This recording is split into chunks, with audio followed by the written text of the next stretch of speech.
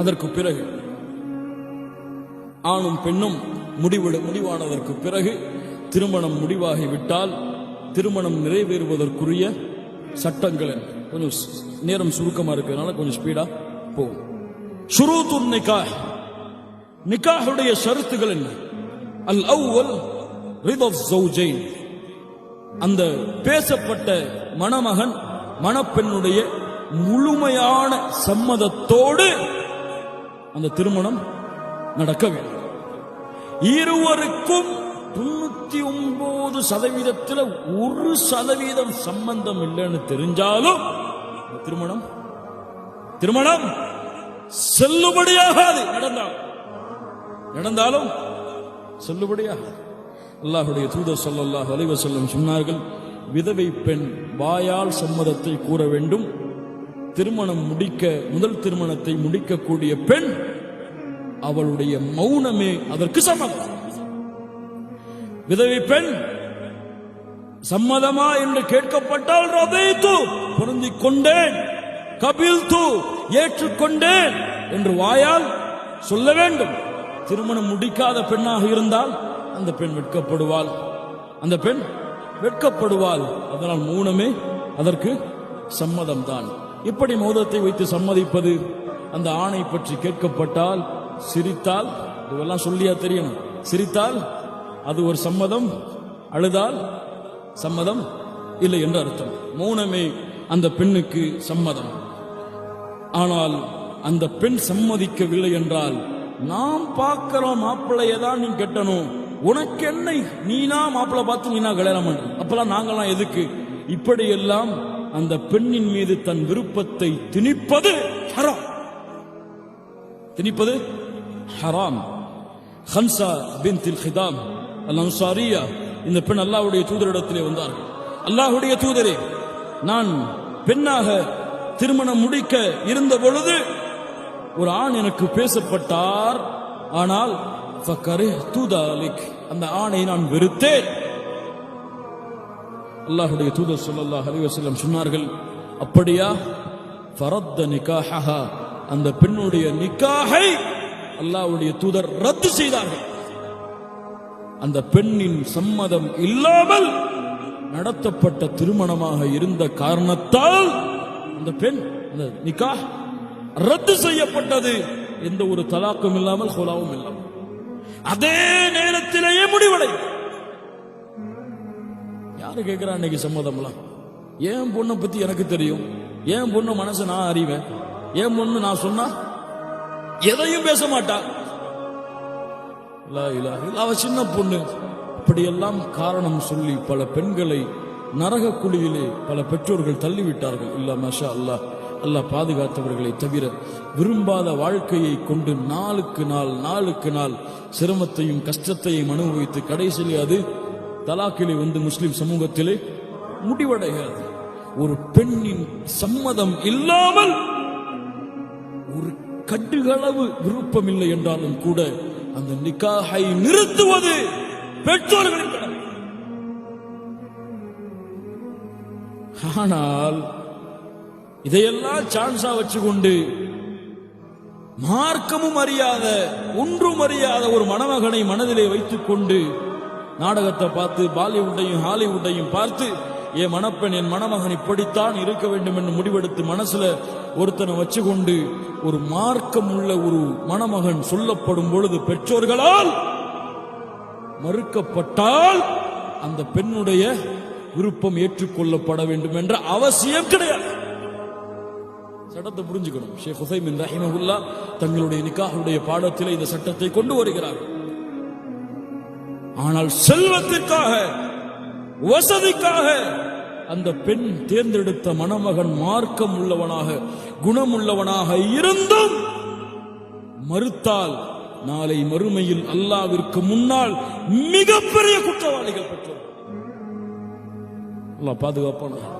2 extremism சமூகத்தில் நடக்கு. மார்க்கத்திற்காக புறந்தள்ளப்படுகிறான் ஒரு வாலிபன், அல்லது மார்க்கத்திற்காக அந்த பெண் மார்க்கம் இல்லாதவனை தேர்ந்தெடுத்து அவனோடத்தான் வாழ்வனும் ஒத்த கால நிற்கிறான். அல்லாஹ் ரப்பல் ஆலமீன் நம்முடைய சமூகத்தை சீர்படுத்தும். அதனால் முதலாவதாக அந்த ஆணும் அந்த பெண்ணும் முழுவதுமாக சம்மதத்தை தெரிவிக்க வேண்டும். இரண்டாவது வழி பொறுப்பாளி. அந்த பெண்ணுக்கு பொறுப்பாளி கட்டாயம். அல்லாஹ்வுடைய தூதர் ஸல்லல்லாஹு அலைஹி வஸல்லம் சொன்னார்கள், லா நிகாஹ இல்லா பி வலி.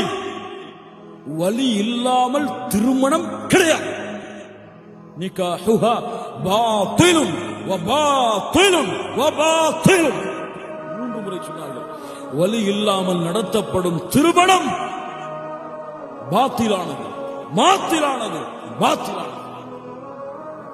நாங்களா விரும்புவோம், நாங்களா ஓடி போய்ப்போம், நாங்களா ரெஜிஸ்டர் மேரேஜ் பண்ணிப்போம், கணவன் மனைவி தான் நாங்கள் என்றெல்லாம் இஸ்லாமிய மார்க்கத்தை பின்பற்றக்கூடிய ஒரு பெண் பேச முடியாது.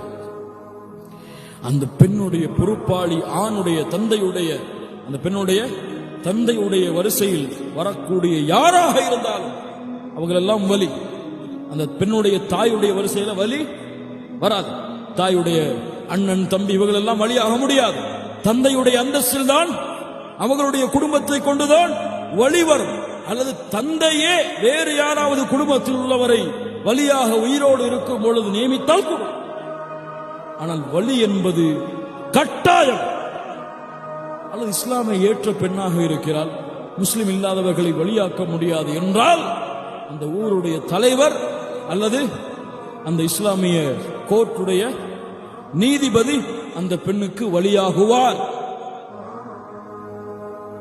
அது இல்லாமல், வலி இல்லாமல் திருமணம் நடந்தால் அது திருமணம் கிடையாது. வலிதான் அல்லாஹ்விடத்திலே பொறுப்பாளி. அல்லாஹ் குல்லுக்கும் ராயின் வ குல்லு ராயின் யஸ்அலு அன் மஸ்ஊலத்திஹ். ஒவ்வொருவரும் பொறுப்பாளிகள், அவரவர்களின் பொறுப்புகளை குறித்து மறுமையிலே விசாரிக்கப்படும். மார்க்கம் இல்லாத, மார்க்கம் உள்ள ஒரு பெண்ணுக்கு மார்க்கம் இல்லாத ஒரு ஆணை திருமணம் முடித்து கொடுத்தால் மறுமையில் அல்லாஹ் அவங்களை நிறுத்துறதுக்கு முன்னாடி உங்களை தான் நிறுத்தும், விட மாட்டான். இந்த பெண்ணுடைய ஈமானை குழி தோண்டு புதைத்ததற்கு சுப்ஹானல்லாஹி ரப்பில் ஆலமீன். இன்னைக்கு பல தலாக்குகள் நிகழக்கூடிய காரணங்கள் எல்லாம் பார்க்கும் பொழுது, சில பெண்கள் கோர்ட்டில் வந்து முறையிடக்கூடிய செய்திகள் எல்லாம் கேட்கும் பொழுது, என் மாப்பிள்ளை எனக்கு ஹிஜாப் போட விட மாட்டேங்கிறார், மார்க்க நிகழ்ச்சிகளில் கலந்து கொள்ள விட மாட்டேங்கிறார், குர்ஆன் ஓத விட மாட்டேங்கிறார், அல்லது அவர் தாடி இறக்கிட்டு வாழ்ந்து கொண்டிருக்கிறார், சுன்னாவை நிலைநிறுத்த மாட்டேங்கிறார். இருக்குதா இல்லையா? இருக்குதா இல்லையா? என் வாலிப பெண்களுக்கு நான் செய்யக்கூடிய மிக முக்கியமான அறிவுரை, தாடி இல்லாம யாராவது பெண் கேட்டு உங்களிடத்திலே வந்தால், எவ்வளவு எதிர்ப்பு வந்தாலும் அந்த ஆணை திருமணம் முடிக்காது. அல்லாஹ்வுடைய தூதருடைய சுன்னாவை கேவலமாக நினைத்து வலித்து வருபவன் எல்லாம் ஒரு தொழுகை உள்ள ஹிஜாபை பேணக்கூடிய ஒரு பெண்ணுக்கு தகுதி உள்ளவரா? தொழுகை இல்லாத ஒரு ஆணுன்னு கேள்விப்பட்டீங்கன்னா, தொழுகை உள்ள பெண்ணாக நீங்கள் இருந்தால் அவர் தொழுகையை 5 வக்து தொழுறார்னு தெரிகிற வரைக்கும் சம்மதம் எவ்வளவு வற்புறுத்தினாலும் கொடுக்காதீங்க. அல்லாஹ் ரப்புல் ஆலமீன் அந்த உரிமையை உங்களுக்கு கொடுத்திருக்கிறார். யாரும் உங்களை வற்புறுத்த முடியாது, யாரும் உங்களை தடுக்க முடியாது.